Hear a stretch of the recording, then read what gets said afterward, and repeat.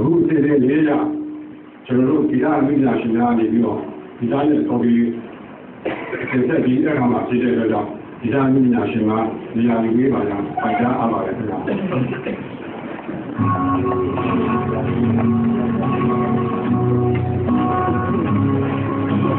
တော့ဘုရားကိုမြင်ပြီးတော့ခေါင်းကြီးကြီးရဲ့ဒီနေ့ပြောလို့